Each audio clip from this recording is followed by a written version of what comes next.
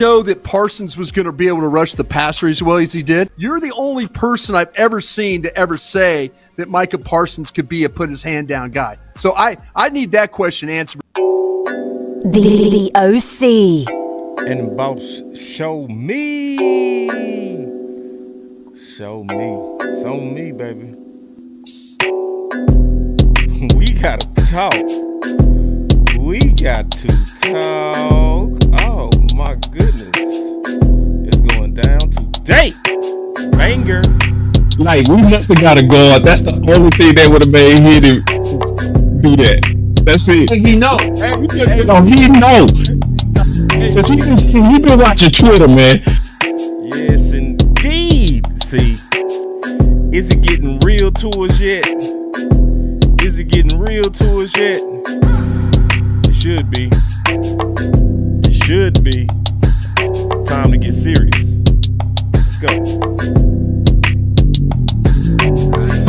My reefer with Henny and Coke. Please don't be stingy, got plenty to smoke. Show up and act up and back to the crib. I do not stun, I just rap what I live. Seem like they doing the most for the clout. Did what I said so they know what I'm about. Show up and act up and back to the crib. I do not stun, I just rap what I do. Hey. Boss, show me. Ooh, this gonna be the show me show. Cause I already showed you. I already showed you. Just gonna have to show you again. Let's go, man. It's about show me. I live it. Let's go. Shot it. Fight for, see, that's how to go out. Don't go out, just sit back. Yeah. Oh, I'm gonna take Matthew Golden now. Fight for, you wanted physical. You said you wanted physical. Fight for it. Man, that boy said fight for it. You gotta keep fighting too, Shotty. You can't stop. Your fights don't stop, my brother. You gotta keep fighting. Winning Booker is not enough. Oh my God. Somebody else said It's Booker. It is. It's Booker. Boss Cowboy Sports, where your voice matters.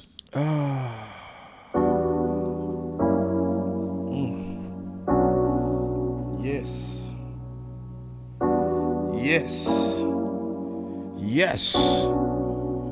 Say it with me. Yes. Say it with me. Say yes.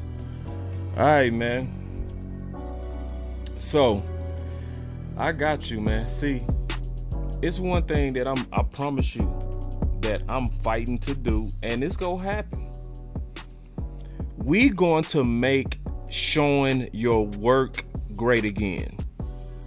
We're gonna make showing great again. Cause showing is not great right now. It's not. Just being honest. We live in an age to where a lot of people just go with what their most popular person said. If they like you, they trust you. And I've been saying, Ronald Reagan used to say this, whether you like him or not, he was right. I trust you, but verify that. And on this show, we big about that. It's all about showing. Now, so I'm gonna spike the football some today too. I should. And it's not to put it in people's face. It's to, you need to know who to trust. All right. So let me show y'all something real quick. Show y'all something. So looking at Eberflus, right? We looking at Eberflus, and as we looking at Eberflus, I'm gonna read some things. It's gonna make me go down memory lane. So, looking at Eberflus, he said Cowboys Defensive Coordinator Matt Eberflus on the key to a good run defense. He said teamwork. It's not just the inside guys. It's not just the outside guys. It's everybody. That's true. To have an elite run defense is going to take everybody. One of my mentors, Coach Rod Marinelli, used to say, no house guests. And that's true. That starts with, well, now I want y'all to pay attention to this.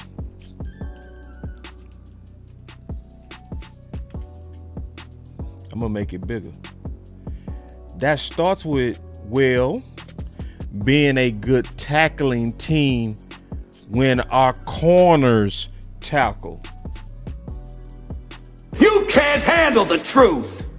That's important because all the schemes nowadays make your corners tackle.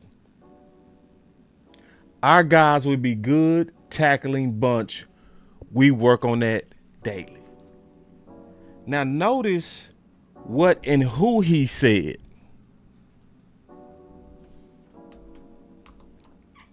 So everybody know I've been pounding one tech, respect, one tech.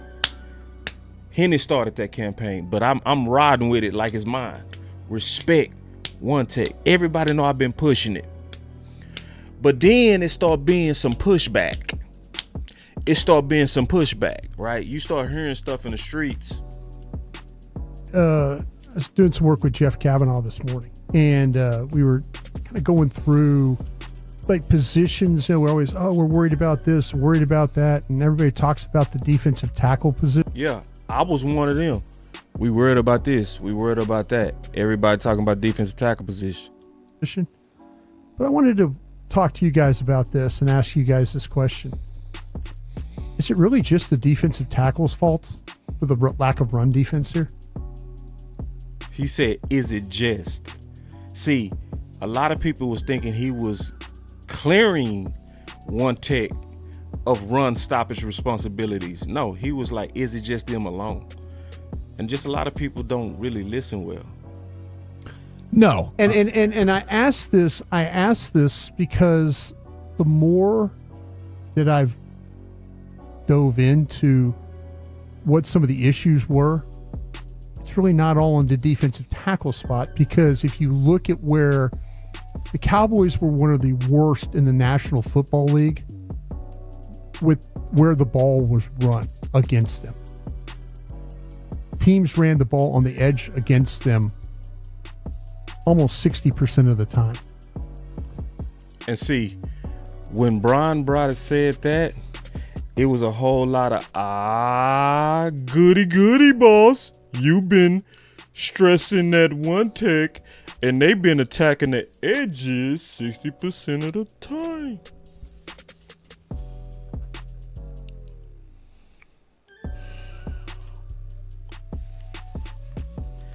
And the worst part is a lot of people got it wrong what he was saying. And this is going back to Eberflus. So let me show y'all, because this is about showing you. This is not about giving you my opinion and calling it facts. I'm showing you. And this is what I said. This is what people misunderstood with attacking edges. A guy named Boss showed corners attacked by the film week 2, 3, 4 in 2024. Like, I literally showed it during the season. People thought because of Brian Broderick said the edges, they automatically assumed that he was saying the defensive ends. And it was the corners, but it also wasn't just the corners. It was the corners and the one tech as the breakdown. And I did the film breakdown. One day showing work will make a comeback for credibility. That's what I said.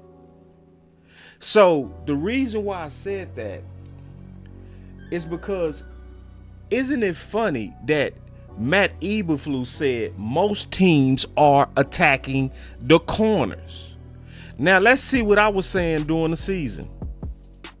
During the season, I'm talking about when the bullets was flying. I was disappointed in the containment not even just of the defensive end, but mostly of the corners. Like, it was super frustrating to see defensive end, but mostly of the corners. Like, appointment in the containment. What does that day say? What does that day say? September 15th, 2024. So that was in the heat of this is when the bullets was flying at us. Matt Eberflus said, most of these teams are attacking the corners. Listen to what I'm saying. It was disappointment in the containment, not even just of the defensive end, but mostly of the corners. Like, it was super frustrating to see our corners take on blocks and then still allow these guys to bounce outside when you the last containment. You the person that gotta get it bounced inside. And that ain't nothing but a mentality. Because you know when run is coming because all your guys block down, which what happened to Diggs. So a lot of these guys block down. All you got to do is come up there and sometimes just create a pile. You can just go cut the guy's legs from under him, make that running back have to really deep bounce it. It was just softness everywhere to me. So what was I talking about? The major part. Teams early was attacking the corners, but they also was winning by attacking the middle. If you go look, which I already did the film breakdown when the bullets was flying, the biggest runs came from the A-gap, not the edges. So they was attacking the corners, but their best and their biggest chunk plays on the ground came right off the A-gap. My boy Keystone with the super chat. He said the Dallas Cowboys allowed 20 rushing TDs in the postseason since 2016. That's nasty work. Fix it, Matt. Clap it up for Keystone.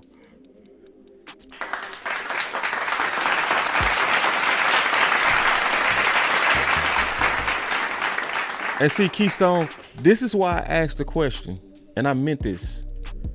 Can we handle the truth? You can't handle the truth. You want answers? So, are we ready now to talk about what we need to do? We don't see the writing on the wall.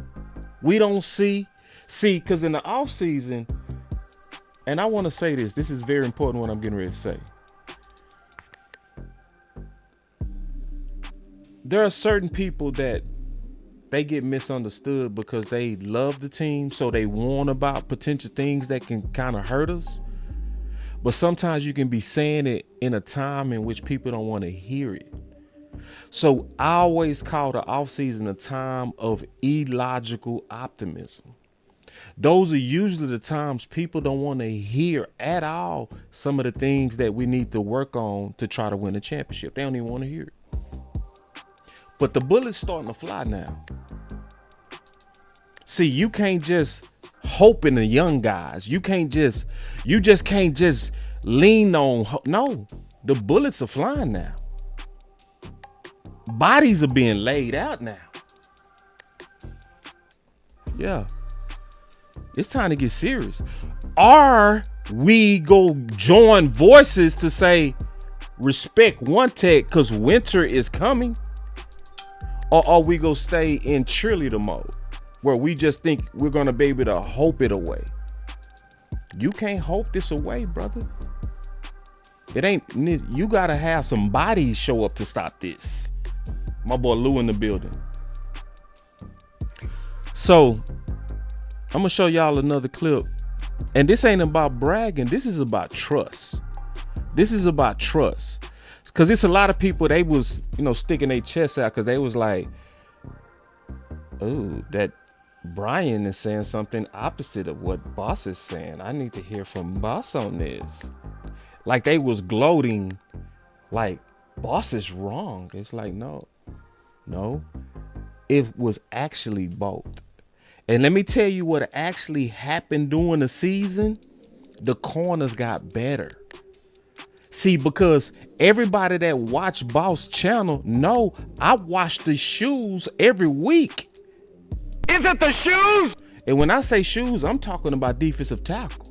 I watched it every week up close, and I put it as the most important thing to look out for.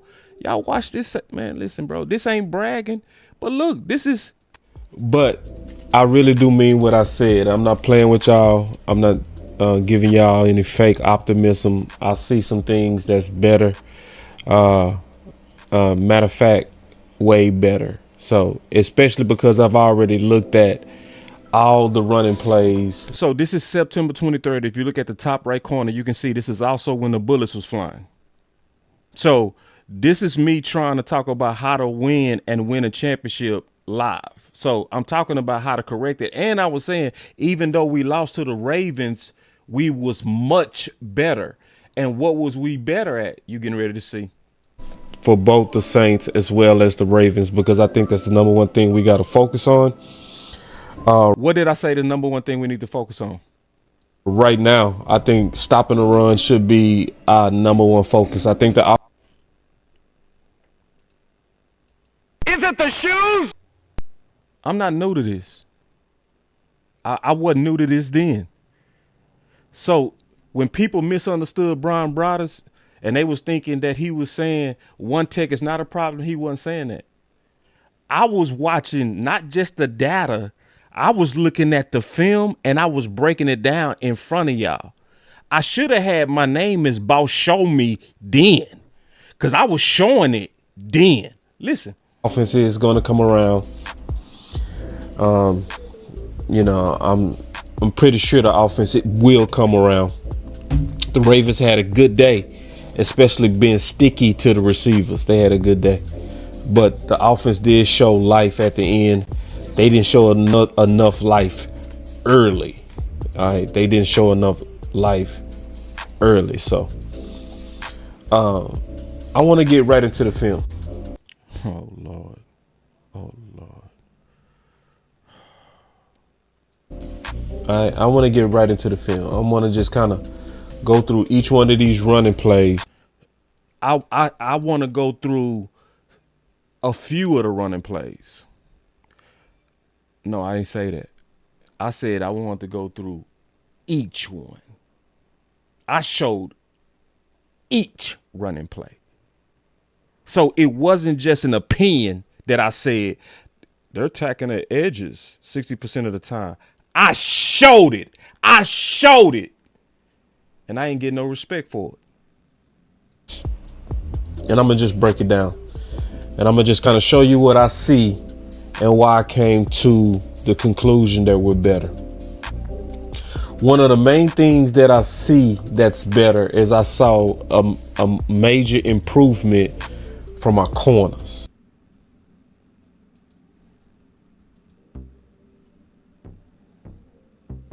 Let's read what Matt Eberflus said again. It starts with being a good tackling team when our corners tackle.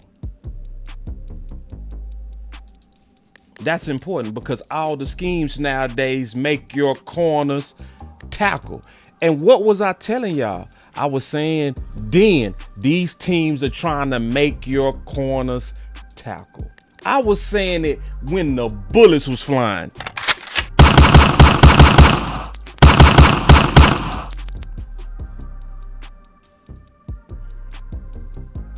If Bruno Magli makes shoes that look like the shoes they had in court that's involved in this case, I would have never worn those ugly ass shoes.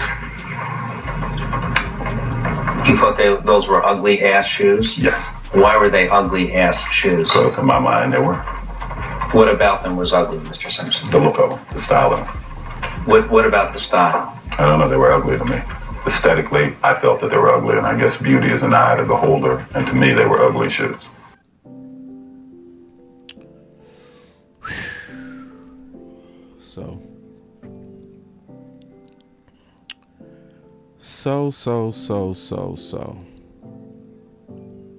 So anyway, why is this important?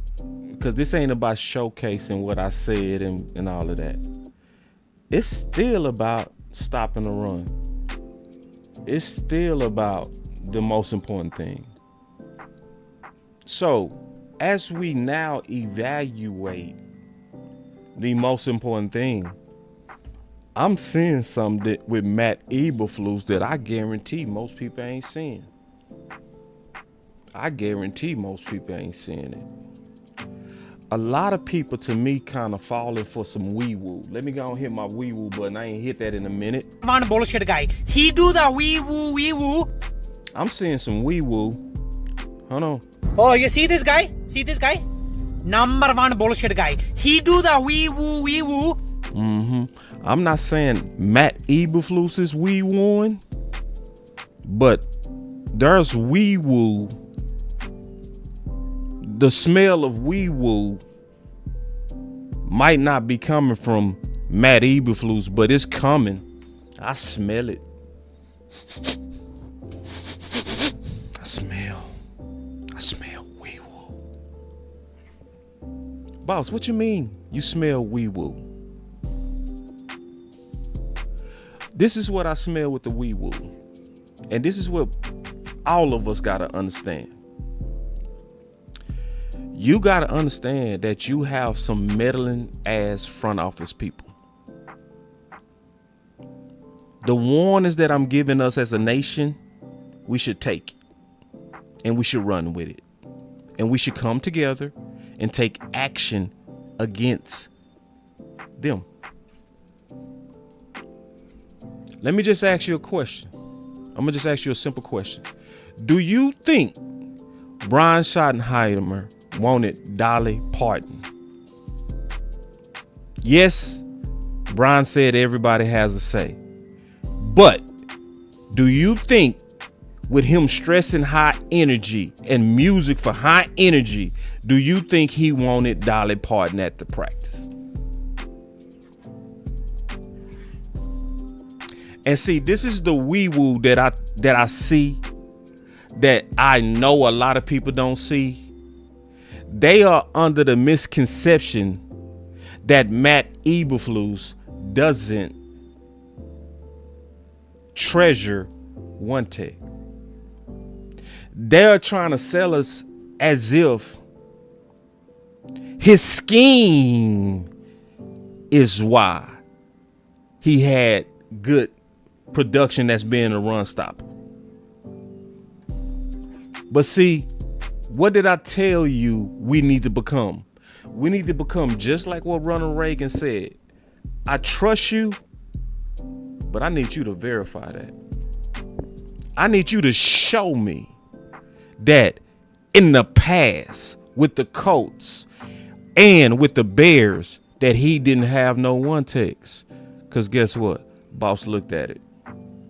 He did.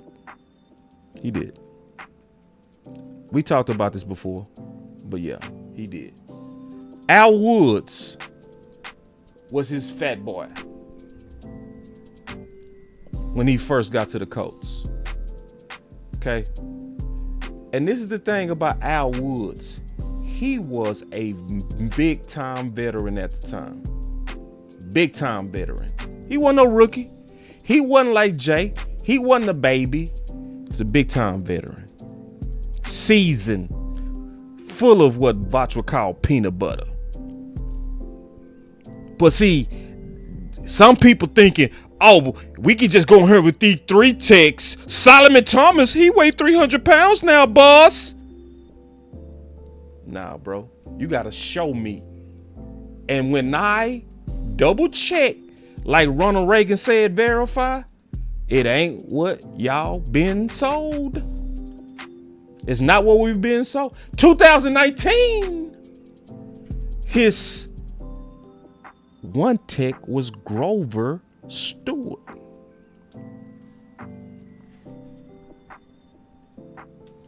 Grover Stewart. And guess what?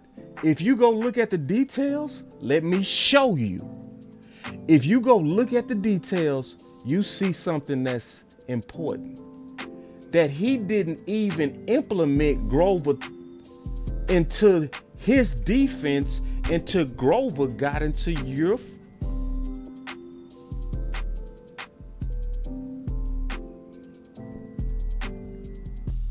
3. 2019. So if you look at it, yeah, he played, you see it right here. He played in 15 games as a rookie. So he got some reps. You know, they wet his beak as a second year player. Yeah, he played in 15 games. They wet his beak. He only started one. Matt didn't pull out him into the key one tech role until year 3.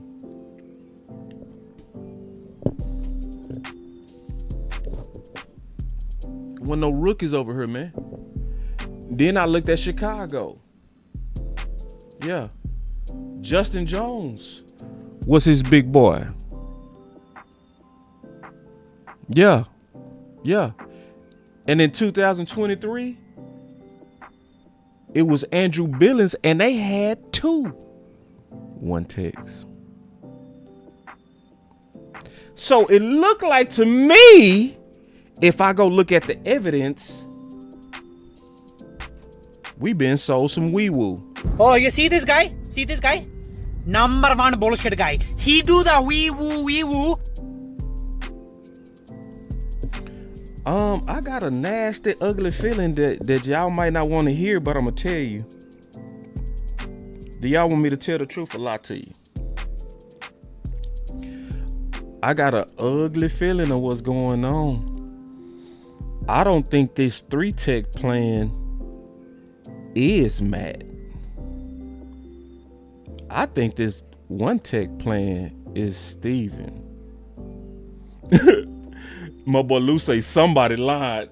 You feel me, Lou? Lou, somebody lying.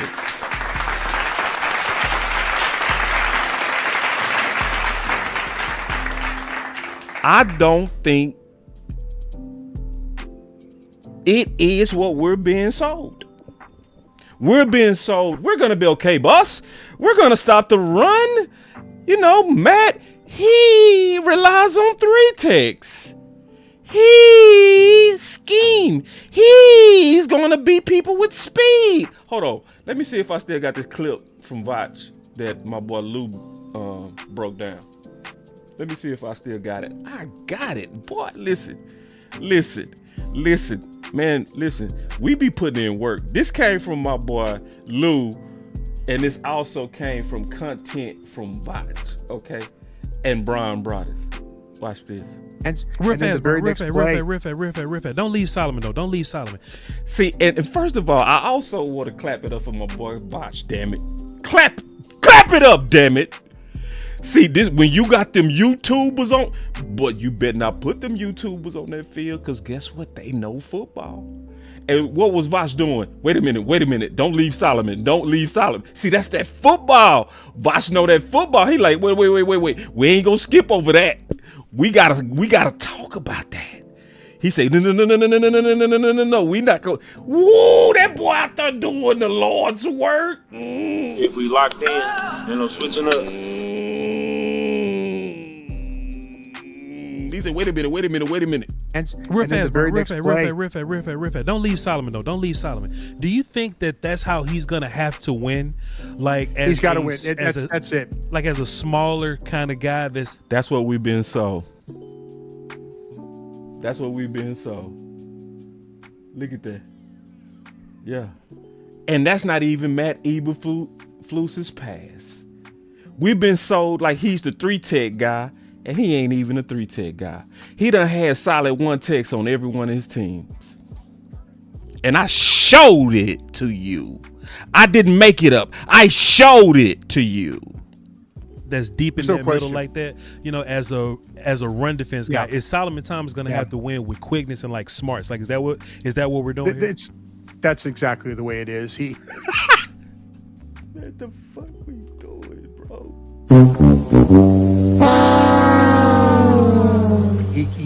He cannot go toe to toe with people. He's got to be able to. Jesus.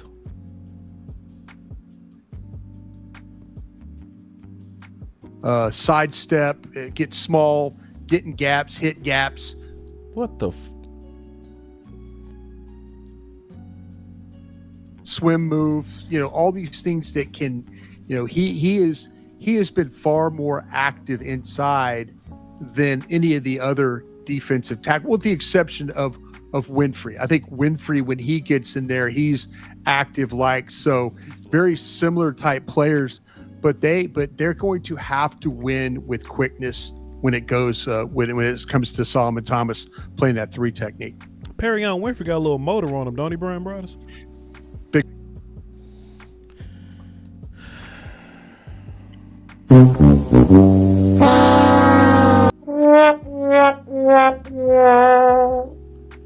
See, I'm gonna put on my clear our views, man, for a second.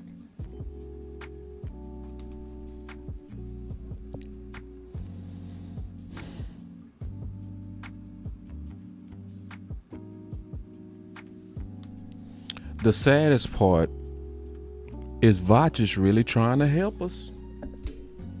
He trying. He putting it out there. Are we reading the distress signal? Vach is doing the Lord's work out there. He's and listen, he's serious as hell. Vach is serious. He's so serious, bro. Vach hit me up early in the morning. Early. Boss, what you want to look at? I said, bro, don't leave where you at. I swear to God, I said that. I said, stay where you are. Because Coach Brian Schottenheimer said games are won and lost in the trenches. You are perfectly where you need to be. And he giving it to us. Shout out to Vach too, bro, for this too. I just want to say this, just sitting back, peeping and admiring. That boy is moving around like he been doing this 7 years. He has just took the ball like Vach is out there on some Deron Bland shit, where he playing better and bigger than he's supposed to be at his alleged media age. He out there like, rookie who? Let's read Vach real quick. He said, y'all ain't gonna like this. See, he trying. Clap it up for him. He trying to help us. He trying. He putting it out there. He not disrespecting Dallas. He not throwing nobody under the bus. He not being controversial. He got his eyes on the trenches. What God has made this man to be. God has called this man for this. This man been watching film for years. And now he out there with raw live eyes watching this. And this is what he said. I like what you said, D-Shift. He say Vach not carrying no shoulder pads. Shit. Bruh. Hell nah, Vach ain't out there carrying no pads. Love it. He said, y'all ain't gonna like it, but it looks like an answer for the one tech position is just to throw Solomon Thomas and Perrion Winfrey out there. Mozzie doing 1 and 3 stuff. Tua is large. So now I showed y'all the history, the real history of Matt Eberflus. What we seeing right now, it doesn't match the true philosophy of Matt. Matt carries one techs and veteran one techs. This belief that he's a 3 tech, make it work at 1 tech, I'm sorry. It ain't him. So if it ain't him, who is it? Who is it?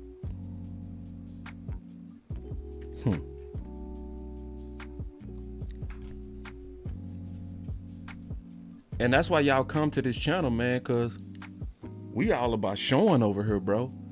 And when I show the evidence, it don't add up.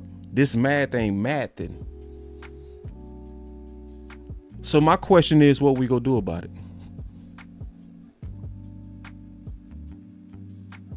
What we gonna do about it? We go take it. Because positivity don't work. I've been called a freedom fighter. I have.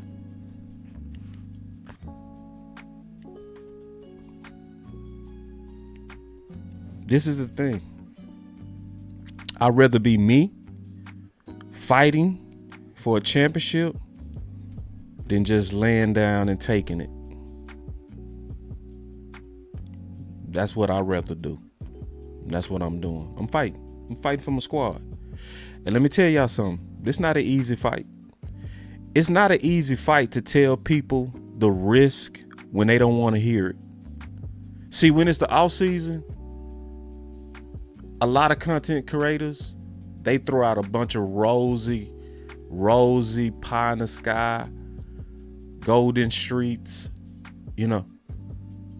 Nothing is wrong with none of the draft picks got anything to work on, because that's what the fans want. So greed will make a lot of them embellish. They'll start overselling and they'll start making up stuff. So then you over here telling the truth and people don't like you for it. It's at times like now. And this is where I want to talk about my boy Tuck real quick. Me and Tuck intentionally, I promise you, we both said,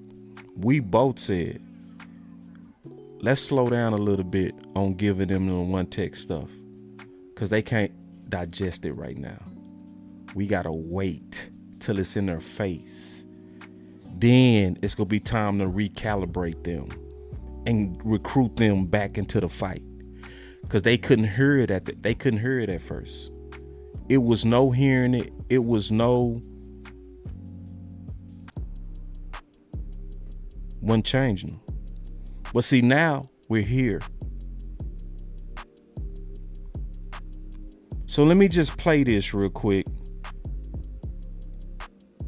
Hold on. Let me play it like this. This gonna be better.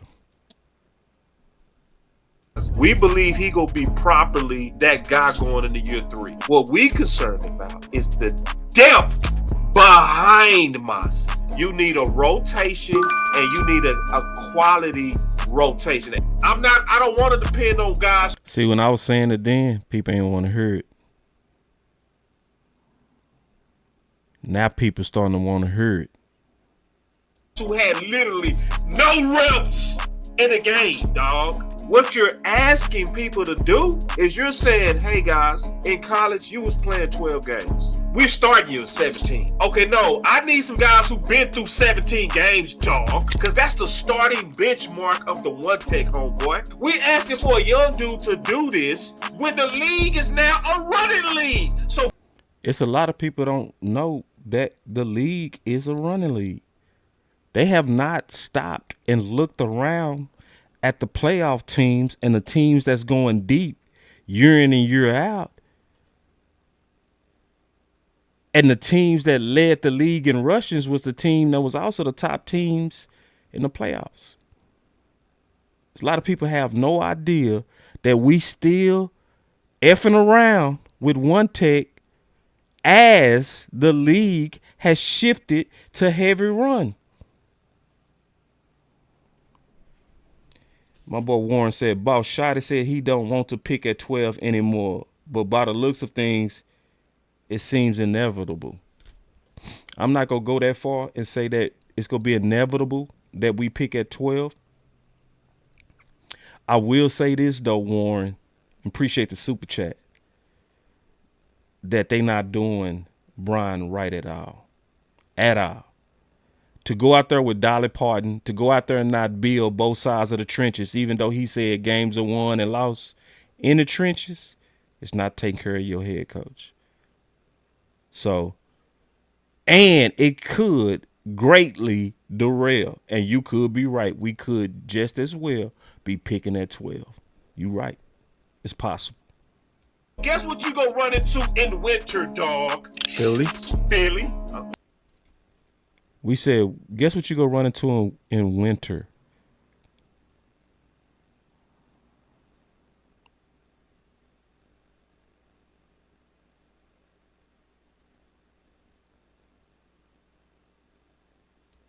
Go ahead. Kansas City. What you think they gonna do? Detroit. What they gonna do? And we playing with one tech. But these offensive linemen ain't playing with y'all. They will put you on your ass. We not hating on Miles. We believe he gonna be properly that guy going into year 3. What we concerned. Hold on. Let me do this real quick. Let me play this and play Lou part. It's the depth behind Miles. What you think they gonna do? Detroit. What they gonna do? But these offensive linemen ain't playing with y'all. They will put you on your ass. Listen to what Lou said and watch the film. We not hating on Miles. We believe he go do. But these offensive linemen ain't playing with y'all. They will put you on your ass. Go do. But these offensive linemen ain't playing with y'all. They will put you on your ass. We not hating on Miles. What you seeing right now? What you seeing? Was Lou lying? Was Lou being negative? Was he being a fun stopper? Oh, I don't like negativity. It stops our fun. No. He was trying to get us to have fun. See, you actually have fun when you win. It ain't no fun to be just excited about hope in the offseason. That shit catch up. And it's already catching up. You ain't gonna have no fun if we getting blown off the ball. That shit ain't gonna be fun. That when it counts the most. But these offensive linemen ain't playing with y'all. They will put you on your ass. What Lou say? And what you seeing?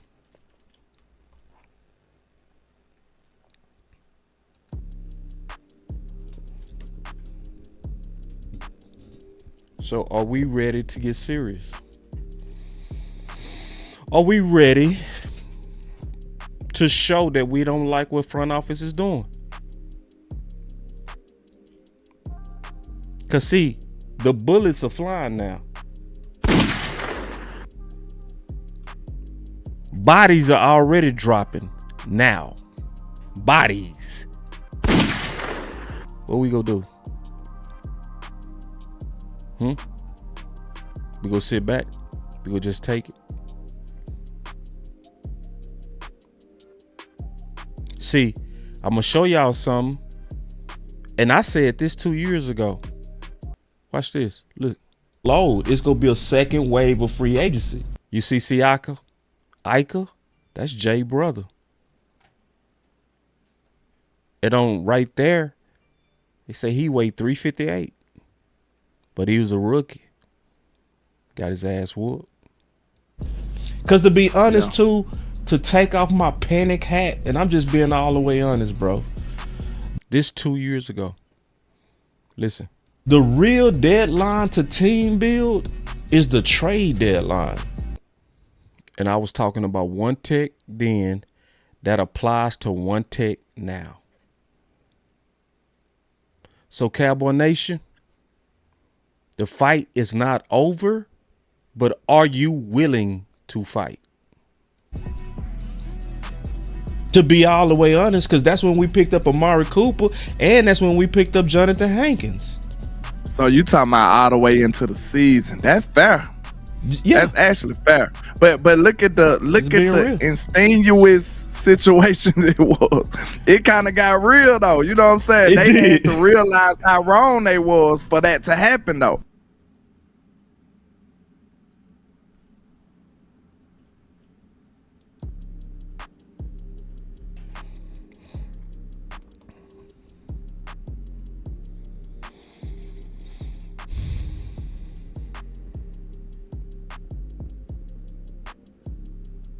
So let's talk about how to win. Okay. It goes back to the plan, right? It goes back to the plan. So when I addressed the edges, I did it on this show. Because it was pushback. It's the edges, boss. Come on, they was attacking the edges, boss. You overselling the problem of one tech. It was the edges, boss. Come on now. But it was still them shoes. Is it the shoes? So, what I said in this show is, this is what it is. And guess what? It's worse now because you now don't have Rodgers. It's worse than when I did this presentation because Rodgers was in this presentation, a one tech going into year 2. So guess what? We're worse. Then on top of that, you got a 1 tech playing 3 tech. So on top of not respecting 1 tech, you once again putting Mozzie out of position. Do y'all remember what Greg Ellis said? Y'all remember what he said? Yeah. He talked about we fixed Mozzie by having him do what he was doing in college. Do y'all remember that? In case y'all forgot, I'll play it. Because I show you on this channel. I don't just tell you, I show you. The coaching change. The year before we got there, it was more just vertical, get up the field, get up the field, get up the field. Really not Mozzie's game, to be honest with you. I think he played better last year. He flashed some good stuff, in my opinion. But he kind of shows why did the Cowboys draft him, what they saw. Now we switching up again, and from my understanding, this again. We switching up again. We switching up again. We switching up again. And more vertical charge. But hopefully they factor something into the equation to. Hopefully they factor something into the equation. It don't look like they factoring nothing into the equation. Allow Mozzie's superhero ability to flash. Yep. What are y'all doing to allow Mozzie's superhero to flash? Look like you doing nothing. Nah, you may need to just trade him. He said you might need to trade him because basically he was already giving a warning that what you doing likely ain't gonna work. Like Lou pointed out yesterday. Right here, Lou did a great job of pointing out that Mozzie is close to the camera, meaning he's likely playing B-gap on a 5. And it's not fitting him, and it's putting him against the toughest blocker on the team. And he's underweight and out of position. So we trying to have a fast start. Look like Dallas is not really planning for a fast start. We got to get the pressure on Dallas. So I said, this is what it is. And I said, this is what it should be. Where you should have some veterans in here pushing Mozzie, competing with Mozzie, and rotational depth for Mozzie. And see, I warned everybody. I said, listen, y'all, the biggest risk is the hourglass philosophy. Listen, I love this team, bro. And this is my city. I love my city. I love my team. So, yes, I had to take some bullets this offseason because a lot of people didn't want to hear it. They wanted me to be pamper guy. They wanted me to be positive guy. But listen, when you love your team, sometimes you got to stand alone. You got to stand flat-footed and say what people don't want to hear because you know what we need. And you just say it. You just stand flat-footed and say it. It's a lot of other content creators. They take pride in being the positive people. I call it positive pampers. And they'll tell you quick, don't this feel good to Hope? Nah, don't feel good to me. Hope is empty. I need the real thing. I hope she get down with me. Man, that ain't nothing. That's a wet dream. I need the real. I hope I can get that job, man, show me. And I'm telling you what it looked like to me. All this 3 tech, 1 tech, 1 tech, 3 tech, look like Steven with the Argos protecting Mozzie from competition.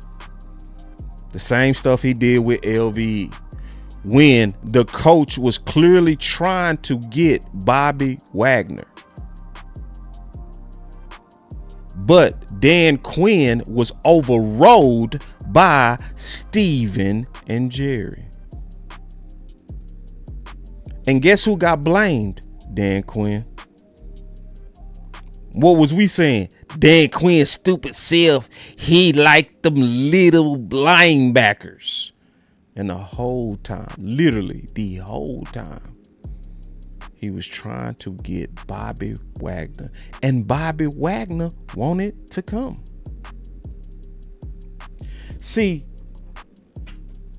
a lot of us don't want to talk about the politics. We think we can just talk about the players and the talent. Bro, talent is not gonna pull us out. You need more to talent, bro. We got some major problems when music at the start of practice is having good practices, and then this man come out there and say, let's play some Dolly Parton. I can't blame Brian Schottenheimer no more. I can't blame Matt Eberflus, who showed a history of having 1 techs, and then you get here and it become 3 tech, 1 3, and a 1 go be the 3, 3 1 1 and the 3. Now fuck, man, Eberflus ain't never been on that.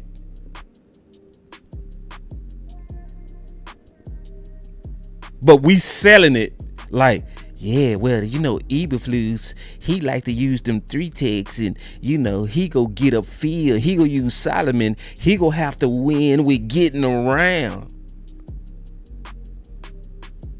You know, he go have to win by getting around. He go have to win with speed. Man, that's the trenches, bro. What you getting around? You ain't getting around shit.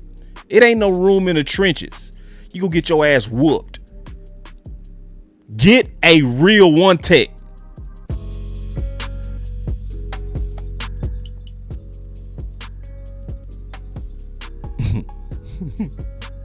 Cause listen, man, I do content to win, bro. That's just my style. I do content to win. And I'm seeing some wee-woo. And I'm calling out the wee-woo. I'm not buying it. Stop trying to sell me that this man is a 3 tech genius when he has plenty of 1 techs in his history. Stop it. It's wee-woo. And it don't work on me because my name is Boss. Show me proof. Oh, you see this guy? See this guy? Number 1 bullshit guy. He do the wee woo. And you ain't showed me. And this has nothing to do with blaming Matt. I think this has nothing to do with Matt. I think this got everything to do with our guys.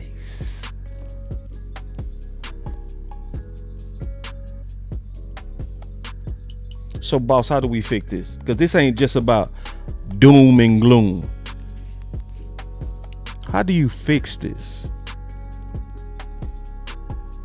What do we do, boss? What do we do? We talked about the frustration from the fans a little bit, and kind of the narrative that you want. We talked about the frustration from the fans. Change. Does that ever wear on you as a person? Does that ever wear on you? No, no. At the end of the day, it motivates me. And oh shit! Look like that's the answer to me. What does your anger do? Let's rewind it. Talked about the frustration from the fans a little bit, and kind of the narrative that you want to change. Does that ever wear on you as a person? No, no. At the end of the day, it motivates me, and you know, it's not easy to win a championship. There's only 1 out of 32 every year, and we understand that.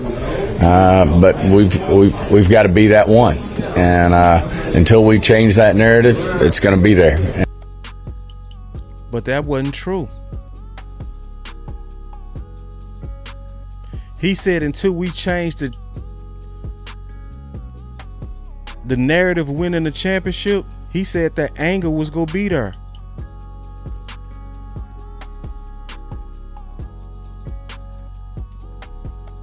Did your anger stay? Or did your anger change?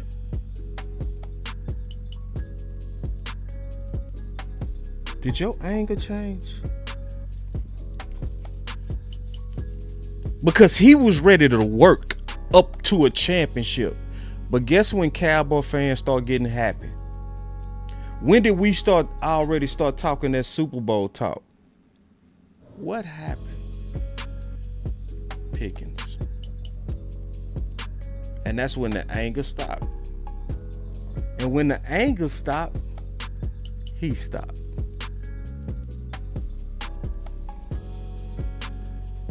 Can I say that again? Keystone, my brother for life. Can I say that again? Keystone, I want to talk to you right now, my brother. Keystone, when the anger stopped, that's when he stopped. Am I making it up, my brother? I ain't making it up.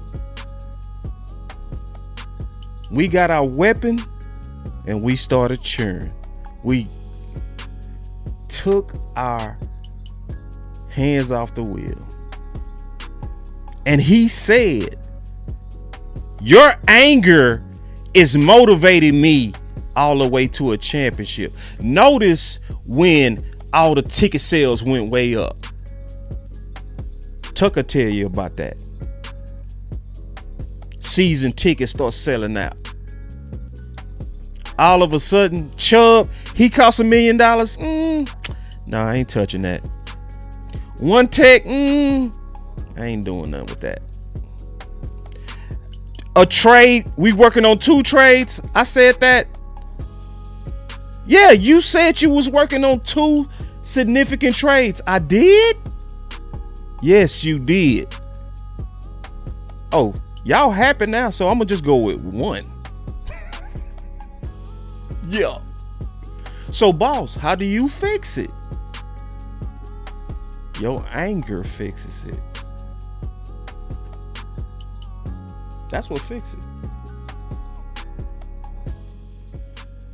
Yeah. And it'll be heavy, it'll be motivational, and it'll put energy in me. It's going to put energy in Coach Schottenheimer. I know. Look at everything that he said happens from your anger. Motivation puts energy in me. But you got some content creators that'll try to tell you that the way forward is just to be positive to everything that they do. And he telling you out his own mouth what really get me going. If you want to get me going, show me that y'all disapprove of what we doing. See, a lot of fans don't know their value. It's a lot of fans that think they don't matter. They take pride. You go always see somebody in my comments say, boss really think he matter. Boss really think we matter. Like they take pride in believing they don't matter. It's weird. But see, I know I matter. You know why I know I matter? Because I spend money. This is an authentic Dallas Cowboy hat. So when I paid for this, I paid Jerry and Steven. But if I stop paying for stuff like this, I hurt Jerry and Steven. So they know that. So they want me happy so I can spend money on their merch and their tickets. And I can watch their programs. You matter and your anger matters. Call me a freedom fighter. I guess I am, because I'm telling you how to get free of this BS. It puts energy in Jerry Jones and certainly puts energy in Will and, the organization as a whole. We want this for our fans. Our fans are the best. Number one, the best, and they deserve that. And he changed. He changed because we got content with Pickens. But guess what? We starting to lose that. See, the Pickens excitement is starting to be kind of poo-pooed on from the reality of the lack of run support. We like Pickens on the deep ball, but we don't like this right here. So, me and Tuck literally took some time off from beating the ground on one tech. We say, hold on, they don't want to hear it right now. Let them have their hope. Let them go listen to them lying ass content creators that's trying to sell them on a rookie. Just let them do that. Let them have it for now. And Tuck, see, my boy Tuck is wise. I got to give him props. Like, Tuck wise as hell. He say, boss, we got to get hit in the mouth, bro. We gonna either get hit in the mouth at practice where they go see it, or we gonna get hit in the mouth with Philly. But some kind of way, they not gonna pay the warning that we giving no serious thought until they see it. Cause boss, you was telling them that the edges being attacked was the corners and not defensive ends. They ain't believe me. But then Matt Eberflus came out today and said exactly what I said. That teams attack corners on the edges. I wasn't lying about that then, and I'm not lying now about us needing to respect one tech.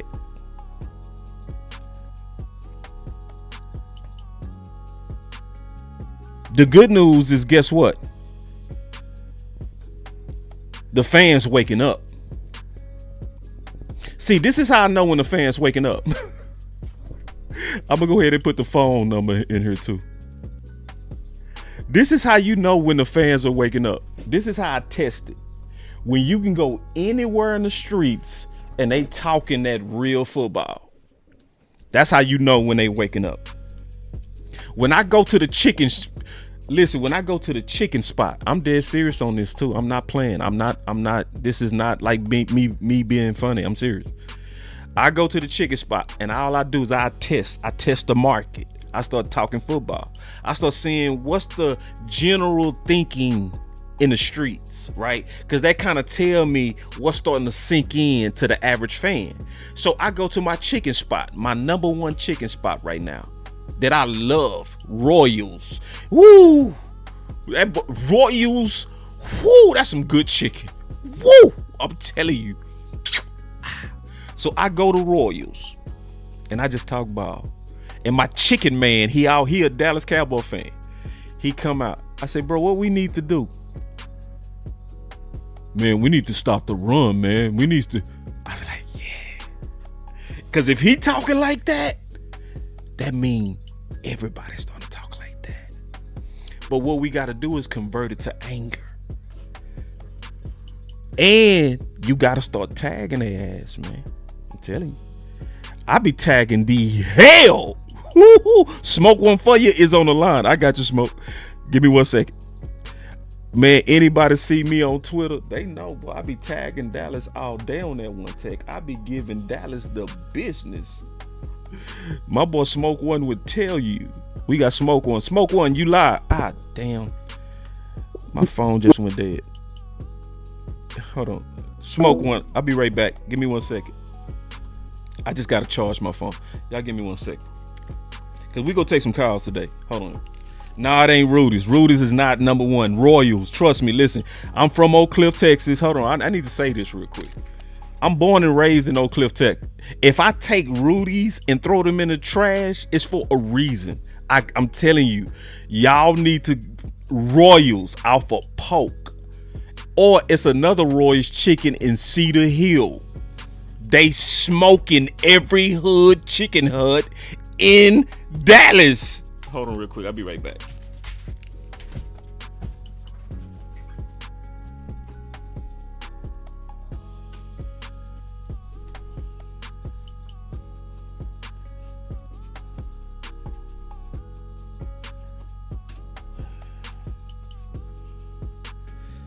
Oh my Lord. So gotta charge my phone, man. But I want to hear from y'all today. I got my phones working. We chilling. And then while I'm waiting on my phone to charge, man, y'all pray for your boy too, man. Boss got some business things he working on. Y'all shoot up some prayers for your boy. I'm going out of town, try to handle some business stuff. I want to come back with a bag.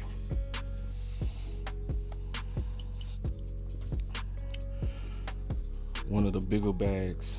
So. All right, so my phone charging now, y'all. Forgive me for that. Smoke, I'm so sorry, my brother.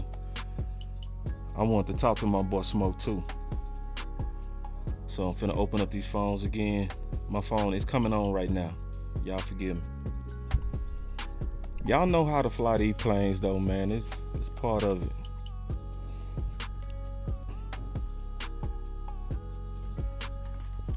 Hurry up. You can see it. My phone still ain't charged, man. Trick. Hurry up, man.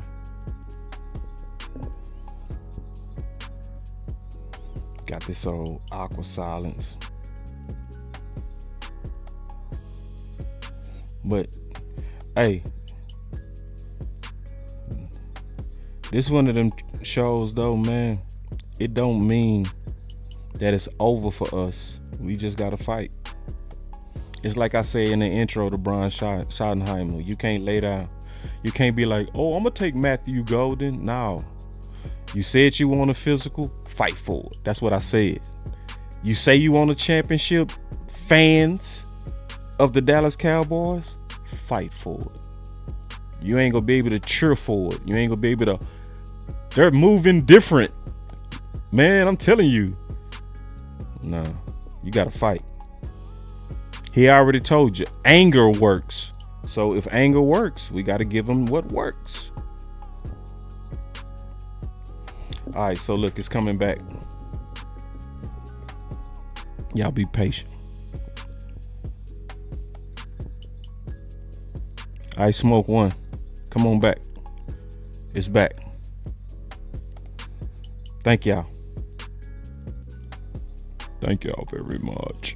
Man, there's 3 people up in here. That's one. D-Shift up in here. We got the killers up in here, man. I love it. My bros. These the best. Smoke one for you and D-Shift. All right. So I'm gonna do smoke one for you first, cause he was first.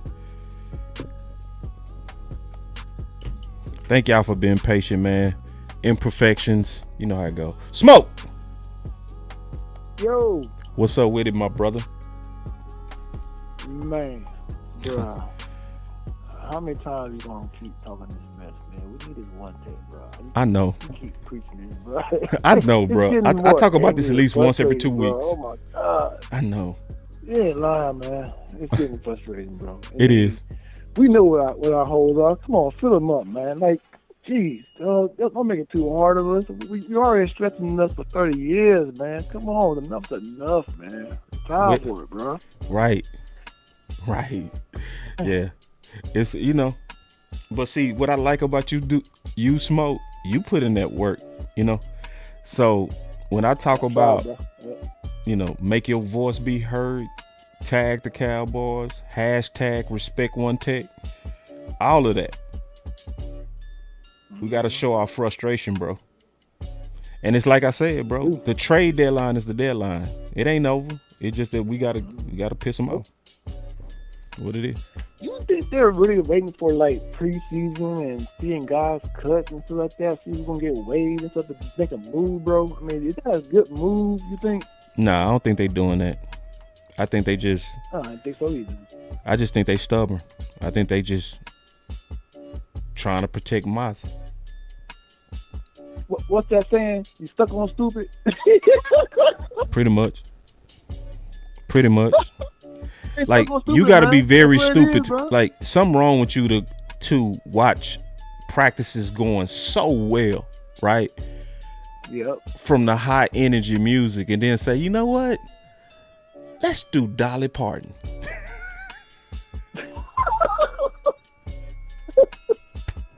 Smoke.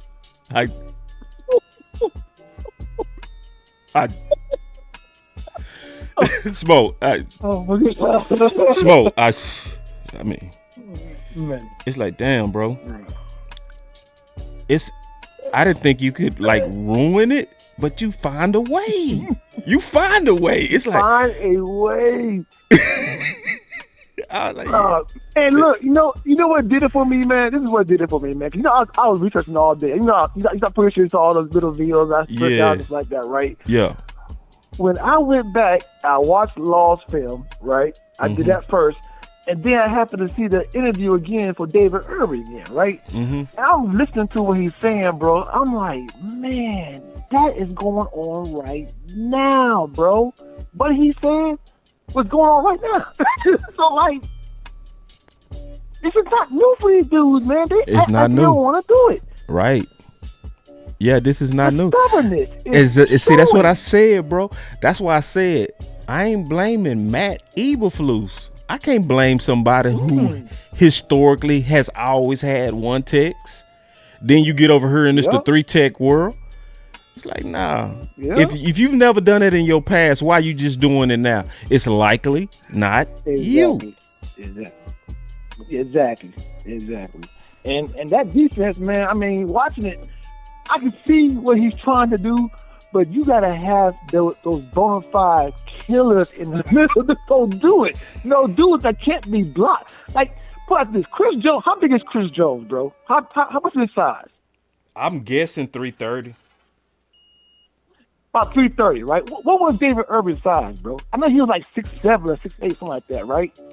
Yeah, he probably was about 305, 310. Yeah, but he was unblockable. That's he was. He was dope. He fit. So we don't have no 6'7", 305, 315, 330 guy like that on his team right this minute. We just don't. You know what I mean? We got defensive ends that are fast, twitchy, bendy, but we have nobody that could just take somebody and just throw them on the ground like they're nothing. Right. We don't. So we get that DT to block up, take on double teams and triple teams, and can't get all blocks. Man, listen, man. It'll make this team a whole lot better, bro. Right, the touch in the middle. But Smoke, man, appreciate the call, big dog. Hey, and I still need to watch that video. I need to watch that video too. I still ain't watched that video. You need to watch it, bro. You really, really, really not. Man, I'm telling you, you watch that video, and I'm telling you, the Law Nation video where he's showing how that defense is ran, how it's supposed to be ran for run defense and the pass rushing, and go watch the David Irving interview. I'm telling you, bro, the notes on there will open your eyes. I promise. All right, I'm out of here, man. I'll have to Smoke, later. before you go, I want to say thank you, because you do so much work to help us see stuff that a lot of times becomes content. So that's right. Yep. Like, you are the definition of teamwork, bro. You are the definition of teamwork. You feel me? So before you go, I want to say thank you, bro. Real talk. Yeah, no problem. And I'm gonna still do it, bro. Every day. Every day. Don't slow down. Every day. Every day. I'm doing it every day, man. They didn't know this. They didn't know this. They didn't hear it. Every day. Every day. All right, Smoke. All right. That's my brother. bro. I'll talk to you later. That's a good dude, bro. What? Listen, that dude right there. Shit. We got D Shift. D. Hey, what's good, boss? What's up, my brother? Chilling, man. Doc. I'm making my calls around today, man. I actually got through to one of them Cowboy websites over there with old Nick Eatman. Yeah. And man, I ain't gonna lie to you, man. I like Nick's stuff, man. But man, when I say he put on a superhero cape for them Joneses today, bro, I'm talking about he put on a big ass cake for them today, bro. Because all I said was, and granted, this is how I started off. I say, man, Jerry Jones is a great owner, bro. But I said he's a bad GM, and just go on and talk about, why he's a bad GM. We know. And then, this man got to talking about, like, the only way you can really criticize people like Jerry, if you criticizing them for not being the best in the world, then anybody who's going to criticize them for not being the best in the world need to make sure that whatever they do, you're the best at whatever you do. You got awards for whatever your occupation is. And I'm like, that's cool and all, bro. But, like, some of us ain't in our jobs trying to run every damn thing. Ain't trying to be, like, I'm a teacher, bro. So I ain't sitting up here trying to be a principal and a superintendent and a janitor. You know what I'm saying, bro? Yeah. Like, I'm going to do my job. You know what I'm saying? So, like, when I say, like, you got people caping for these people, bro, for the fact of, because then, boom, a dude called backdoor, right? He backdoor called. And then he started going on about how the contract situation, how ultimately the Joneses, because we look at it like it's dumb economics, right? From the standpoint of, don't wait to sign your guys. Don't wait till the bill run all the way up. You know what I'm saying? When it's time to sign them early so you can get them on the cheap. You can free some salary cap. We thinking from a team aspect. Right. But he broke it down to the point of just basically putting it to where Nick even had to be like, yeah, that's part of it. Basically saying that how the Joneses make money that way. And he started throwing this just how, I don't know if like how they make some type of interest, and maybe you can find somebody smarter than me, or you might know a bit better about this when it comes to the money of it, bro. But I've always felt like they just not sitting up there messing up their cap for no reason. They gotta get some type of money out of some way, because I'm thinking like salary cap. You can't really pocket the salary cap. You just got that to spend. You know what I'm saying? Right. But then these contracts get so deep, man, and like how they were saying, like we look at it like, all right, we lost the Dak deal because on his first deal because he got franchised, and then you had to turn around paying 40 when you could have been paying him 32. But I always felt like, and that's what they were talking about, was that they was cool going into Dak's year 3 and year 4, just paying him $5 million. And, looking up and being like, well, at least we didn't have to pay him $30 million in that 4th year. Right. We got away with, paying him $5 million. And they just, that's what's going on with Micah, that's going on with CD. Like, yeah, it would have been in their best interest. You know what I'm saying? You make this money. You know what I'm saying? You basically take all their money, backload it, and then by the time they get to the end of their contract, you can either A, sign them to another contract, or B, you done ran them all that guaranteed money, so you don't really have to keep them. But nah, bro, they pocket that money, bro, and that's, I don't know how, like I said, with the interest or whatever. But at the end of the day, their main point of winning a deal is to say that we got away paying you cheap these first 4 years, and even though we're paying you, we might have to pay you league market. Essentially, you always got to end up paying league market, and it's going to go away. You know what I'm saying? Like another person will come in and sign a contract, and you're not going to be the highest paid, whatever. Right. But man, it's like how these people do their business, bro. And like just to talk about the one tech and Smoke One was probably talking about like just I really don't understand like how from 2016 to 2019 we were like top 10 run defenses, you know what I'm saying? And then you get to 2020 and beyond, and we've been bottom half. Like we've got turnovers and sacks. Have we like traded those? Did we trade some of those turnovers and sacks? We weren't really getting that many turnovers and sacks from the 16 to 2019 era. So I don't. Did that kind of take a hit? Like your sacks and turnovers went up, but you compromised and you run D. So just your thoughts on that, bro, and just I don't know, maybe just. Cause I feel like national media, everybody's trying to, talk about the Cowboys the way we've been talking about them for the last 4 or 5 years. Like you starting to get, it's not dumb Cowboy fans no more. It's like, no, we can't do nothing because of the way Jerry Jones does business, and they just get hip to that. Right. So man, Man, just good job, bro. Just pushing out that truth. Yeah. You know, not trying to succumb to whatever narrative people want you to spin, but you know, just always driving the important narratives, the ones that do need to be at the forefront. So we're gonna keep riding with you, boss man, and just gotta show them, you know, just show me, bro. They gotta show me, dog. That's right, man. I appreciate Yes, you, D. Good call, big dog. So he raised a lot of points, man. Before my boy DP go, I want to just address a couple of things he talked about. So with Nick Eatman, you know, whenever any one of us have a boss, especially if you got mortgages and kids in college, you go walk light. You go walk light. And I'm not judging Nick for walking light to keep his job. I'm not judging him for that.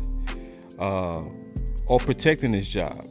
Because at the end of the day, he got to look out for his family and his kids more than he need to be principled about what's true or not. Sometimes you got to bite the bullet for what you got to do for your kids. So that tells me this, you know, this is why y'all value us in this space, because I can say things and do say things that others not willing to say or can't say. So that makes new media powerful. And that's why support us, because we not gonna be like Nick. We not gonna start, well, before you can criticize him at his job, make sure you're excellent in your job. That's not even actually true, because guess what? All of us get criticized at our jobs, even when we great at our jobs. Criticism and improving is part of any job, including Jerry. So we got the OG, we got DP. What's up, boy? What's going on? Show me. Show me. Man, check it out. I only caught the very beginning of the show. Like I hit you in the chat. I just got off work. Yeah. And I got back on. That's what the phone said. So first and foremost, let me say, if I say anything anybody else say, I'm gonna take offense. I ain't trying to step on your toes. I just ain't here, but I need to make sure it's out. You know what I mean? I done told you I wasn't blessed like you to grow up in a Cowboys family. I grew up in a family where we all got our own business. Right. As long as the Cowboys fans in my family, I've been defending them for a long time. You hear me? Yeah. The issues that we involved in complaining about, and we've been pointing fingers at various places. Hold on, DP. Let me pause you for a second. You got me on Bluetooth? Yeah, I do. You got interference. It's just not as clear. You might have to break the law a little bit. Did I clear it up a little bit? Yeah, we need you to put it old school on your head, bro. We got to hear your whole voice, dog. I bet you was feeling comfortable too, you know. Right. But it's nothing like talking on that Bluetooth. You be feeling free. Can you hear me better? Man, you sound great. There you go. All right, check it out. Hey, hold on real quick. Y'all clap it up. Don't he sound good now? Man, that boy DP sound clear as a whistle. Man, y'all clap it up. Hold on real quick. We got us a super chat, then I want you to ride. My boy Stargazer. What's up, girl? She say, boss, I'm glad you pointed out the weird alignment Eberflus has Mozzie in. I'm getting DQ flashbacks. Yep. Also, Mozzie is 312 according to Chill, not undersized. Yeah. Oh man, it's getting Star. We gotta talk. We'll talk. I'm gonna call you. But go ahead, DP. I'm gonna call you, Star. We gonna talk about all of this. We might need to do a show too. All right. Go for it. You know the Cowboys Nation is both blessed and cursed, bro. We probably got the best team media branch in the game in terms of the amount of information and exposure we get to our team that's available out there if you know how to look for it. But Jerry done learned how to use that too good. Yeah. Because over the years, with him, what he's been good at doing is marketing and creating boogeymen. There's no player really to blame for our shortcomings, because they honestly have been almost intentional. The two positions that Stephen Jones has always refused to put money into, defensive tackle and safety. Yep. Now, over the last 4 or 5 years or so, we got blessed because we got some undrafted free agents, a 6th-round pick, and a couple of free agents off the heat that worked out. And so safety hasn't really shown the way it was in the past. But D tackle, come on, bro. Jerry used his media wing to make Antoine Woods a household name. Come on, bro. Antoine Woods, love him for all the fight he did. That man 5'11", 300 pounds, bro. That was the biggest defensive tackle we had. Yeah. Yeah. And we've been wondering why we can't stop the run, bro. Right. Like, there's techniques for everything, bro. But there's not enough technique in the world for a 280-pound man to fight off two dudes that both weigh 330. I mean, it ain't enough technique in the world, bro. It ain't enough technique. He might get it done on one play, but he's not gonna do it for 60. It's not enough heart. You can have all the heart in the world, bro. If you had enough heart to do it, your body couldn't take it. It's right. And that's the fucked up part about the Joneses is they'll literally make these players feel like putting your brothers down and get them to play hurt and then hold it against them. Yep. Come on, Trayvon, we need you to get out there. We need you out there. And bro, I'm so proud of you for that video you did comparing his rehab to Rebels. Man, I'm so glad you brought that up, bro, because that ain't doing enough damn numbers. I want to say that. Bro, man, that video dope as hell ain't doing no numbers. You know how many other guys' platforms I have been on snapping because they sitting there looking at the two films, the one of Rebel trying to backpedal and catch that post route, and then the one of Diggs doing a post corner and catch the route, and they trying to act like that look the same. Man, hell no! I'm sitting there telling these folks, wait, bruh, hold as on. a former safety who has played with a bad wheel, I am telling you that is night and day tape. That is night and day, bro. Man, please don't tell me nobody trying to say that Revel look like Diggs right now. Bro, they acting like they can't tell whether or not Trayvon is closer to being ready than Rebel. What y'all smoking on? You bullshitting me, bro. Ain't no way that's in the streets. No, bro, it is cowboy content creators out there acting like they don't know if Diggs is gonna be ready to play. Bruh, the only thing they doing is they due diligence, not letting him go practice until they know for sure he good. But he moving better than some of the boys practicing. Damn. Come on, boss. It don't take much for somebody who's done these drills to see it. Yeah, that drill that they showed Brian trying to understand him. Yeah. When he went from his back to Brian like he was defending a quick slip. Come on, bro. You can't turn a break like that if your knee ain't right. Yeah. You can't fake mobility. See, I told Foots that. I said you can't fake mobility. You either have it or you don't. If you hurt, you go always favor what's hurt. Period. That's why Revel look bad. He's favoring what's hurt. And Diggs is closer to healthy because you don't see him favoring nothing. Yeah. I mean, come on, bro. He was favoring in his back pedal. Yeah. He was favoring when he turned. He was favoring when he went up. He favored it when he came down. And then he gingerly made his way back. And then when he started walking, he had a limp. Yep. Like, why is y'all trying to pretend like that boy is supposed to be threatening the All-Pro? The best cover corner in the league. Come on, Cowboys Nation. It's been since that boy's rookie year since any wide receiver just knew he was going to line up and have a game against us. The only time somebody's had a game against us from the wide receiver position is when he's hurt.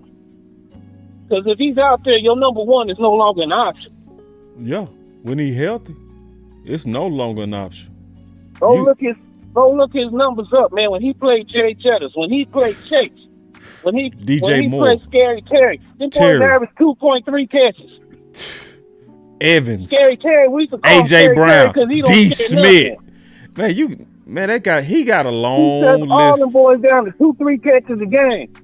They go crazy against the whole league. Get 2-3 catches, but y'all don't see that this man is the best. Come on, bro. DP, I heard somebody say. To be a hater.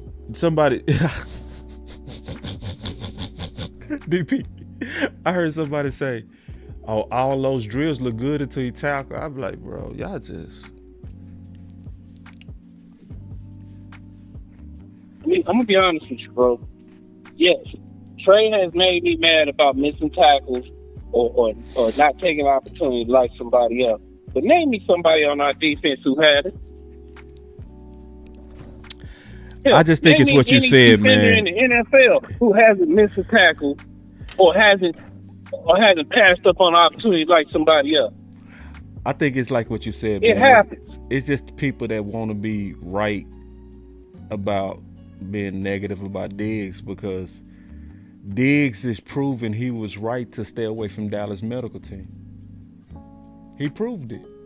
Yeah. He looked way better than Revel. And Revel working with them. But that's what I'm saying, bro. And you did another film on this, and I'm just gonna come at it from this angle. We let Sean Lee come back from knee and hamstring injuries until that man cried and said, "My body just can't go no more." Right. That's true. We allowed Zach to hop the line, gave him a new deal. He retired a year and a half later. Yeah, which screwed nobody ever said nothing bad about them dudes. Ain't nobody say nothing. Ain't nobody say nothing bad about them dudes. Let me say it right. Because they get early. No, hold on real quick. Let's say it right, because they go come in technical. They did say something about Zach. No, they never slandered him. They never muddied his name. Okay.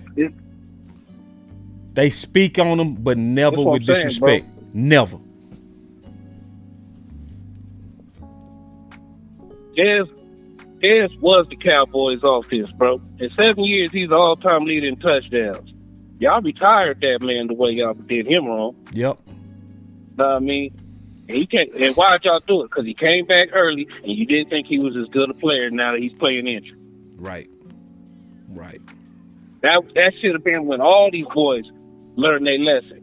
But like you said on another one of your shows, Zeke gave you 1,012 touchdowns on one leg. Y'all talk bad about him. Basically retired him through the media. Yep. But then these same people, them same people that hate Zeke, trying to make it make sense that they ran to pay Ferg on a down year. Man, whatever. And bro, I want to make it clear. I'm one of the first biggest fans, bro.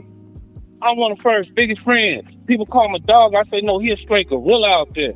Yeah. You know what I mean? That being said, we had no business paying that man, bro. Like, yes, he's the best tight end on the team, but we got 3 other tight ends with more upside than Ferg. And 2 of them look like they ready for more. That's right. That made no sense. It made no sense. It was a feelings signing. It was almost like they protected him. They protected him against competition. Cause shit, it was no plays of him jumping up getting the ball like Brevin Spanform was. You know what I mean? And it's like, yeah, it's like with Brevin over there making big plays in the end zone, I would have been like, well, let's just wait and see how this whole thing play out before we start issuing out contracts. Bro, like, I'm just gonna be honest, because we didn't have this conversation before. It's just that there wasn't a new contract there.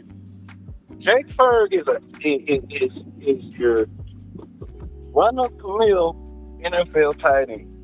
He runs a 4.8, about 6'4", 250. That's right. Ain't nothing it's special. 2 backups. Yeah. It's 2 backups though. Yeah. I know Schoon. We was mad about Schoon. I'm with you though. I saw improvement last year. He got better. He did. He did. And I remember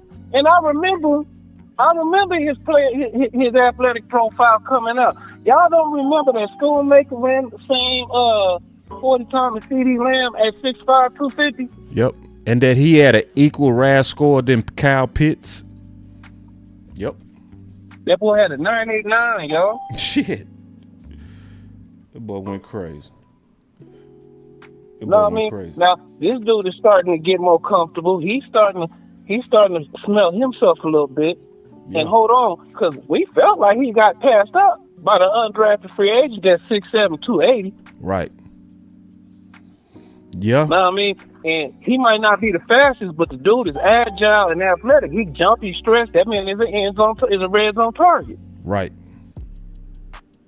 So it's not like if Ferg goes down, it changes the offense. We got competent tight ends to play. That contract was unnecessary, bro. It was. And to be honest with you, I did feel like it's a smack in the face to the players. But how you gonna sit here and disrespect all your team captains, talking about their availability, and then pay a dude that missed half the season? That's the part that pissed me off. That's the part. Is you sit up there, especially Steele. It still makes me mad that you put Steele name in that. That pisses me off. That was so disrespectful, bro. It make you almost hate Jerry and them, bro. You be like, nah, bro. You don't call out that man Diggs. Came back early. He came back early, still. He came back early and gave you a whole season on a bad ACL at 320 pounds. And didn't y'all miss. Had the nerve to talk bad about anything that man did. Y'all still had the most snaps on the team coming off a leg that he broke in 3 places, bro. His knee. He broke his knee in 3 places. And the way that you reward that man is you stabbed him publicly and then you run to go pay Ferg. I said, hell nah. Y'all can tap dance. Y'all can sit up there and act like you love the Cowboys so much that you don't even love your own people. But I'm telling you, I'm not cool, and I'm never going to be cool with Jerry doing all this slander at just your black players. I'm never going to be cool with it, and I'm going to get louder. The more he do it, the louder I'm going to get. I promise you that. That's what I'm saying, bro. Like, we don't bring him up too much. Frederick got sick. The Cowboys actually sat him on and waited for him for 2 years without ever saying anything bad about that man, bro. Yeah. You got a current All-Pro. He tore up his knee. He came back, and in the first 2 games, he already had, 2 interceptions? And got hurt at practice. Yeah. And you slandered this man's name and talk all this bad about him. Even took money away from him. But as soon as he hit the field, the dude you've been comparing him to all off season, that's the same height, same size, and all that, who moving better? Like you said, who looks like they made the right decision? Diggs. So, I mean, because y'all might be talking trash. Y'all took that $500,000, but you got to give me $18 million more. That's right. I'll make that up. DP, I got Coach Marv on the line. All right, bro. Gotta respect Coach Marv. Know what I mean? Hey, Cowboys Nation, all I'm going to say is we got to support these players. We got to watch out for the front office, stay on their ass. We also got to stay on the Cowboys media wing, too. Y'all pay them attention. Don't be following these storylines and letting them frame things in front of you while you watching something totally different happen. That's right. Don't do that. Show me. Show me. All right, good bro. call, DP. As usual. Good call, bro. Yep. Man, we got the best, bro. We really do. We got the best. I mean that. Coach Mo. What's going on, boss? What's up, Coach? Real quick, Coach, before you take off. How you doing, man? Good. Before you take off. Okay. You know, I tagged you where Brian is trying to bring in physical practices. So, you know, that's your staple. So that's your staple. You've been calling for this. Yeah, I was just about to talk about it. Let's talk about it, man. Let's go. Let's go. And what's happening here is, man, we have had a lax atmosphere for so long. When a coach says you have to build calluses, you feel that your team, and I'm not saying soft in a way that we soft as cushion, but you don't feel that we are hard enough to be able to be in wars and go at it. And it's going to take some time for us to get up to speed of saying you got to be physical every day for it to be a second nature type thing that everything you do. Boss, you play the football teams where, and you probably play with physical football teams when you play, right? And physical football teams, walkthroughs are not easy. I mean, walkthroughs are, when people put their hands on you, they not just, they putting their hands on you because you're doing it and you don't even realize that you're doing it and you're being aggressive. But that's your nature. You know what I'm saying? So this team needs to get to that point, and we can't hold back from getting to that point because there's a thin line when you come to coaching between preparing and protecting. Right. You can protect too much, and then your guys are not prepared when they get into battle. Right. Or you could over prepare too much, and your guys don't even make it to battle. But you could do all the protection you want, and a guy could fall and roll somebody's leg. That ain't got nothing to do with it. That's just the nature of this game. It's a physical game. People fall on the ground. That's friendly fire. You know what I'm saying? Friendly fire hurt. So you can do protect, and you still gonna get somebody hurt. I'd rather have 70 guys that are ultimately prepared when I go into battle. Right. And I know that they seasoned and tested. So when I get there, I know they're not going to shy away. I know what they are. You know what I'm saying? So yeah. And you can't I'm so evaluate. happy. And you I'm can't so evaluate happy unless you do it that way. I'm so happy to see that because you've been calling for that. I became even more of a believer in it when I researched Kansas City. You know what I'm saying? And you were so right on that, coach. And you very underrated. Some things you be like way ahead on, and some people got to catch up. I want to ask you something though. Do you think that he's gonna be interfered with? Because we saw the Dolly Parton coach. If he got to step in on music, so we know about San Fran coming in with the boom box. See, we got an owner that took away the boom box. If you taking away the boom box, can we trust them to keep the physical practices, coach? Can we trust that? Well, I don't know if we can because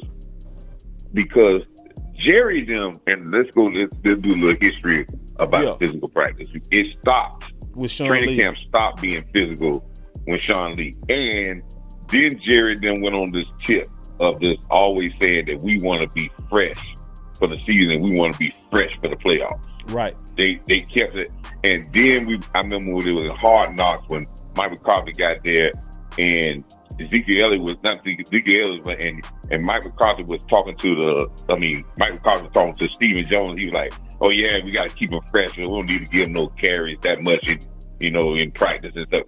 Because they was under this new philosophy saying that we're going to keep people fresh and we're not going to get no injuries, and just being healthy is going to be good enough to win.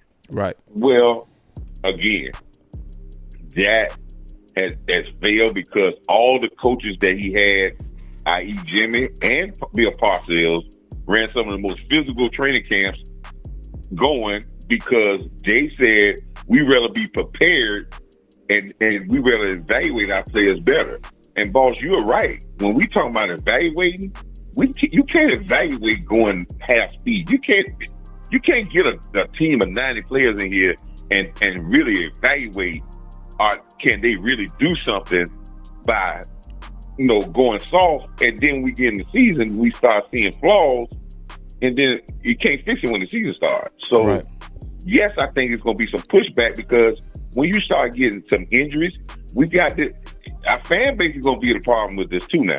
Because our fan base is going to get this uproar about, oh man, we need to save them, man. We need to bubble wrap this, man. We need to, get this and that. Because, and then what the Joneses, they listen to algorithms. Well, they don't want to see us get no injuries. We need to cut back. Yeah. Cutting back for this young team is a bad thing. I think you had a guy that was a trainer last year, I think a couple of years ago on your show, and he agreed when I was there. He said, when you got younger teams, you got to go hard because you got to teach them good habits. That's right. If you don't teach them good habits, then you can ruin them for the rest of their career because you could take a guy that comes in there like a Booker that's really a physical guy and put him in a very lax setting, and you could take some of the edge off him. It happened to Tyler Smith. So, thank you. You could take some of the edge off these guys. That's right. And you don't want to do that. And I think Schottenheimer, Pete Carroll is another guy in Seattle that they do tough training camp. They do, they go at it. So Schottenheimer has been on a lot of coaches that went at it. When he was in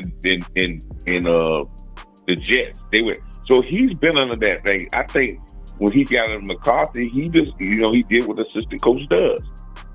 How you run it, that's how I do it. You know what I'm saying? That's fine. But he's going to have some pushback, but he's going to have to, he's got the best opportunity to get his point across in the first year. I believe in your first year with the Joneses, boss, is your best time to get whatever you want to get across. Yeah. That's where you go get your most rope. Right? Yeah. Yeah, you will get your most chance now. Yep. Right? Mm-hmm.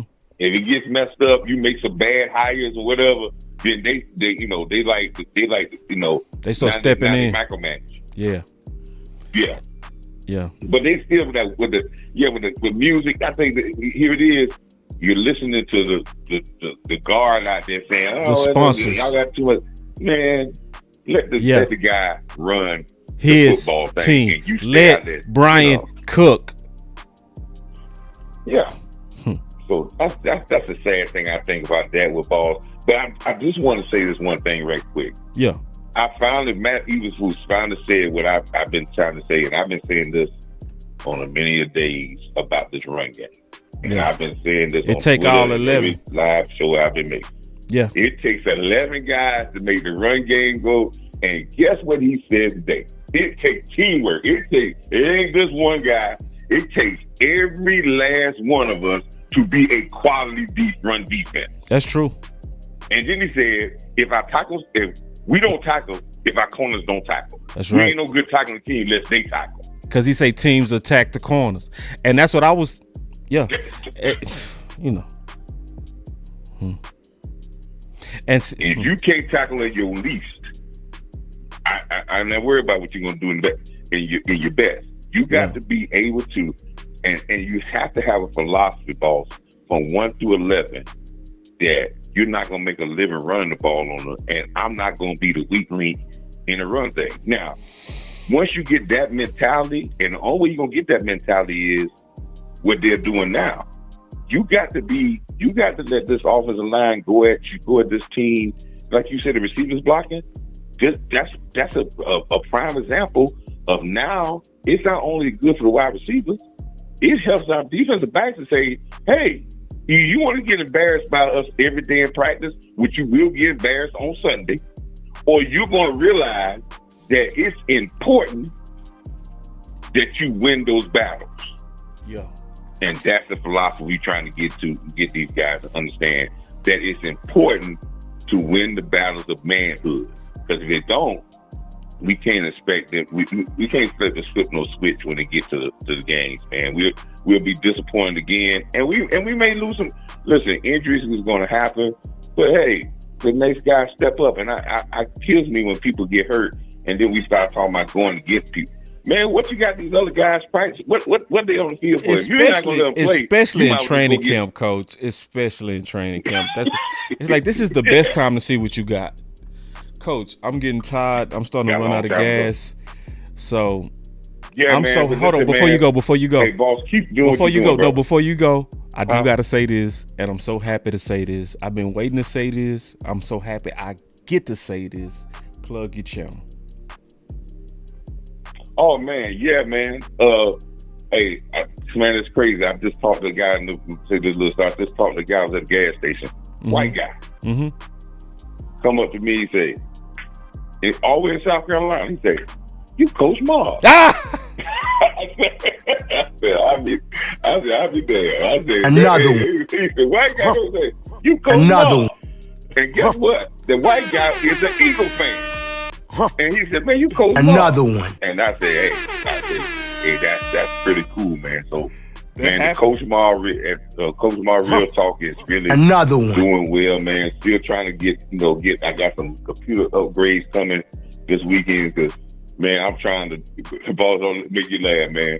I'm trying to work off a laptop that got 4 RAM of memory, 4 megabytes of RAM. What you doing, Coach? You can tell I've been freezing up. I know your computer be smoking. Yeah. So, I got the upgrades, man, but it's been going well, man. But I'm just can't wait for the first preseason game, man, and to get started, man. But like I always say, boss, keep doing your work, and just like you said, we're gonna keep people off these the slander of these players because we understand where it's coming from, and nobody's not blind to see where it's coming from, and we need to call that out. You know, we understand we are a Cowboy nation and we're trying to deal with sports, but listen, we don't want to deal with stuff that's undue and not right. No. Against certain people that shouldn't be that way. That's and right. That's all we should do, and everybody should look out after this, thing. And I said about Diggs, yes, they but if Diggs play well, they're gonna be able to keep him. But Diggs is not gonna be happy. You know why? Because now he's in the back end of that poo-poo deal, and he ain't gonna be paid like he's supposed to be if he's at championship level. So this is where it's not only that they may cut him. Diggs understand if they keep him, they're gonna ding him with about $9 million a year, and that ain't good enough for him. And Right. he's right. You see what I'm saying? Mhm. So but right now we wanted this team to be focused on, and all of us need to be focused on getting to win games and win big. Because when we do that, you then move the level in your spot, in your favor, and everything will work out if you put the stuff together to get the job done. And again, boss, appreciate you, brother. Plug your channel one more time. It got kind of cloudy. Coach Mar Real Talk, man. Coach Mar Real Talk. Been out there, man, for about 2 months now, and trying to get up to 500. This kind of go on my channel to get me over 500 subscribers, man. Coach Mar Real Talk. Coach Mar Real Talk. Let's get it, Coach. All right, brother. Later. All right. So Boss showed me we go wrap this up, man. And say this. I do sense some wee woo, but the most important thing that I said in this show is that the real deadline is the trade deadline. And I will also be fair and say this. I want to give even Mozzie and the coaches time to try to figure it out with him. I'm not gonna panic because he got blown off the ball a couple of times. I've seen players get blown off the ball, and then by game 3 it never happens again.